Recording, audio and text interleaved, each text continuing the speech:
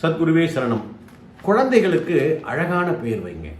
நீங்கள் வீட்டில் குழந்தை பிறக்குது அப்படின்னா அந்த காலத்தில் என்ன பண்ணுவாங்க, தாத்தா பேர், குலதெய்வம் பேர், ஊருடைய பேரை சேர்த்து இப்படிலாம் பேர் வைப்பாங்க.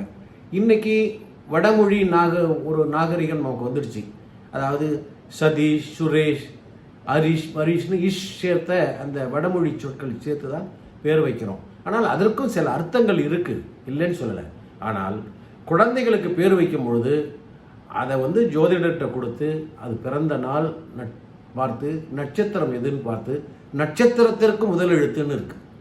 ஒவ்வொரு நட்சத்திரத்துக்கும் லா, ரா, வா, பான்னு இருக்கு. அந்த எழுத்துல அந்த குழந்தைகளுக்கு பேர் வச்சிங்கன்னா அந்த குழந்தைகள் வாழ்க்கையில் மிக உயர்ந்த இடத்துல சந்தோஷமாக இருப்பாங்க. அந்த காலத்திலே இந்த பழக்கம் உண்டு.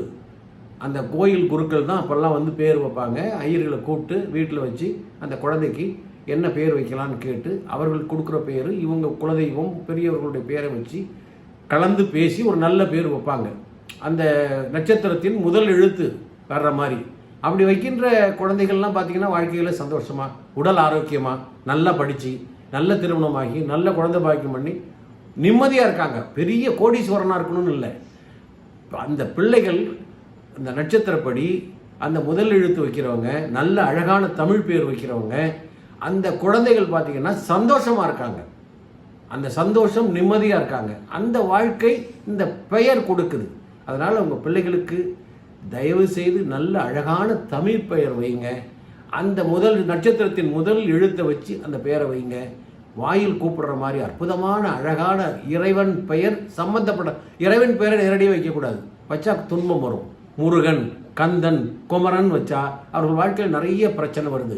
அதை நிறைய மகான்கள் சொல்லியிருக்காங்க. அதனால் மறைமுக பெயர்கள்லாம் இருக்குது. சரவணன், அந்த மாதிரி பெயர்களை வச்சு அந்த பிள்ளைகள் சந்தோஷமாக வாழணும். அதனால் குழந்தைகளுக்கு பேர் வைக்கிறவங்க கவனமாக 5 வருஷம் வரலையும் ஜாதகம் எழுத வேண்டாம். ஆனால் என்ன நட்சத்திரம், ராசி அப்படின்னு பார்த்து வச்சுக்கணும். அப்போ தான் நீங்கள் என்ன பெயர் வைக்கணுங்கிறது நீங்கள் முடிவு பண்ண முடியும். சரிங்களா? ஏதாவது குழந்தைக்கு பேர் வைக்கணும்னா ஜாதகத்தை வாட்ஸ்அப்பில் அனுப்புங்க. நான் பார்த்துட்டு என்ன பெயர்னு சொல்கிறேன். அதற்குப்படி பேர் வைங்க. குழந்தைகள் அற்புதமாக 100 வருஷம் ஆரோக்கியமாக வாழ்வாங்க. சரிங்களா? சப்ஸ்கிரைப் பண்ணுங்கள். வணக்கம்.